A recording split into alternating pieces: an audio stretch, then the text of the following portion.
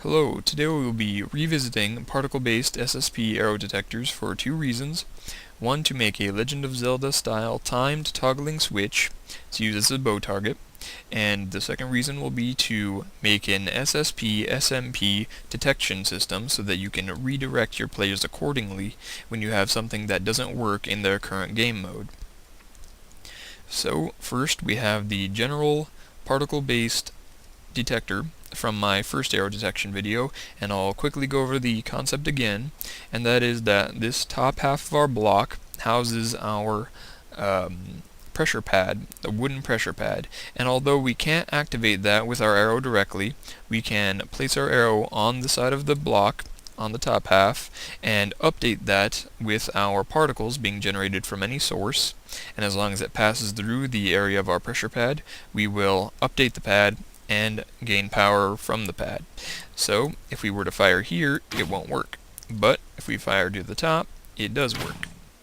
And then as you see, we just have a piston that's powered by that pressure pad to push a bit of glass or whatever you want and remove the arrow, and then you get a nice roasted arrow down below here. And we just have any old redstone going up. However you want to do it, you don't even have to do it from the top. If you want, you can push the arrows to the side, but I prefer the top for the following reason. I wanted to make it look like the Legend of Zelda eyes that you see and shoot, and the eyes close, and then whenever they're ready to be shot again, they reopen. So, on the top here, when it's shot, we have our pressure pad here, and we have two fires so that we generate more particles, and then on the left side, this wire here is coming from our pad into this side of our binary saving system, and that will allow us to first activate our sort of eyelid, and that will close the eyelid, push the arrow out of the way, and then later, after a delay with these repeaters, we will reopen the eyelid. And of course, from this same area here, whenever it's activated, we will take that power and use it to power this door down here on a slight delay so that we can play a little tune first.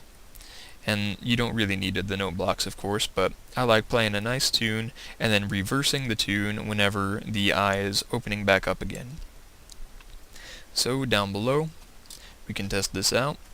And by the way, if your players need some training on how to use these because they need to aim at the top of the block, you can have them first learn about them by using torches, such as this, redstone torches, right on top of the detector, and then when they fire, you have to make sure they aim at the torch's top here, and then whenever they hit it, the torch will go out.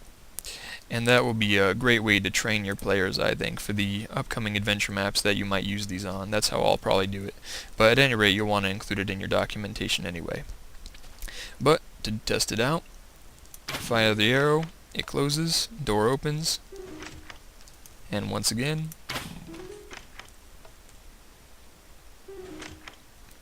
very simple to set up. And next we'll be looking at these SSP SMP detectors, and I'll be right back in a moment.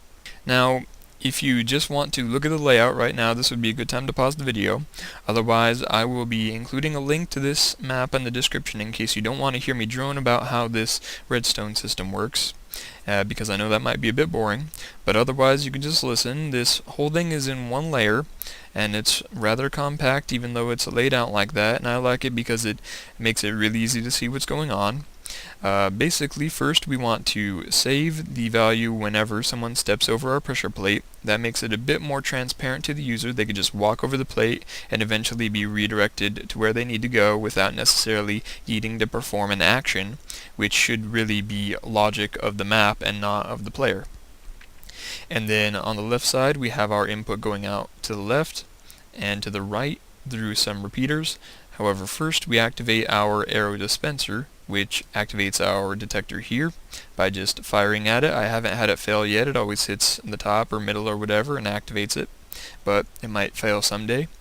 And then that value is saved just in case somehow this dispenser stops working. Either it runs out of arrows, or it's somehow destroyed and leaves everything else intact, you know, whatever cause may be, and then that just makes sure that the user doesn't still get redirected to the wrong door and then they can't complete the map without restarting or breaking through some blocks. It just adds to the security the same way that this does. And then that is going into this side of an AND gate, which is working on the right and left, and that meets up with our inputs. And the reason why you want the inputs on the left and right to be very delayed is because you want to make sure that the arrow detection gets set off before your detection on the right and left is set off. Otherwise you will get the door for the wrong game mode opening, and then after a few moments the other door will be opening, so the fast player might walk through the wrong door before it's finished.